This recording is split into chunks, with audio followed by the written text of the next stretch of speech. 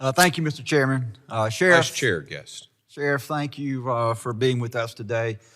Seeing in your testimony, you talked specifically about fentanyl pills, that seizures were up 610% since 2020. You heard Mr. Byer just testify a few moments ago that the solution to the drug problem is we must protect drug users. That the solution is we need to legalize fentanyl strips. What, in your opinion, is the solution to the drug problem? Is the solution not to close the border, to stop the drug from ever entering the country, and not to try to make it easier for people to use and consume illegal drugs? Yes, Mr. Guest. I agree with you. Have to curb demand. This is like mopping the bathroom floor without turning off the tub water. You've got to turn off the tub water if you're ever going to curb demand. Right now, fentanyl in Arizona is 16% higher than it was all of last year. So think about what that's going to be by the end of this year. And let me ask you, we just returned from the border. There was a group of 11 members of this committee who went to the border. That is my fourth border visit in approximately 18 months.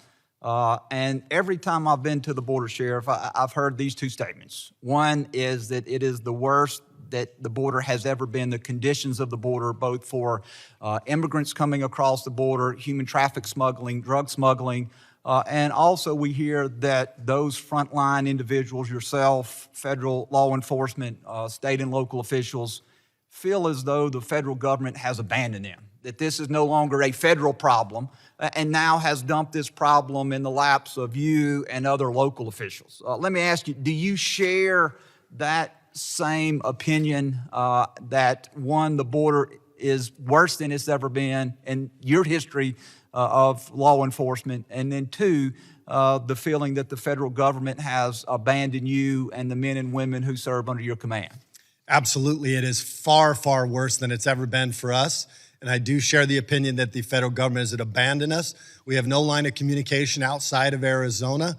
And we feel they've turned their back on not only the Border Patrol agents, but they've sent a clear message to us in law enforcement. They're not interested in solving this. And every effort that states like Arizona and Texas make to try to fix this problem on their end, because the federal government is failing, they try to thwart that as well. So we do feel abandoned.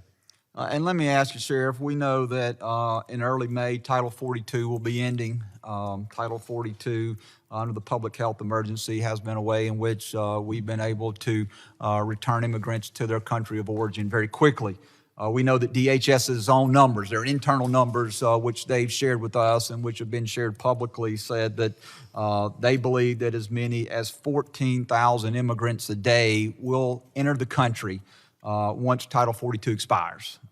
My public school math, 14,000 immigrants a day at roughly 30 to 31 days, depending on what month you're looking at, 425,000 immigrants a month. Last December was the worst month we had ever had, 250,000. And so we would be looking at adding another 175,000 in addition to the 250 once Title 42 goes away, assuming that the numbers DHS has provided is correct. What would that do to your community? Well, it will demolish our community, and it will demolish communities like Yuma, and not just mine. What happens in my backyard today will be in your front yard tomorrow, no matter what state you are in. And explain that statement, very powerful statement. What happens in your backyard today will affect our front yards tomorrow. Explain that statement, please. They estimate that 50% of all illegal drugs in America come through Arizona's borders, and I would say that 90% of that comes through Pinal County on the I-10 interstate or I-8 interstate on its way to Phoenix. Then it gets transported out to the other states.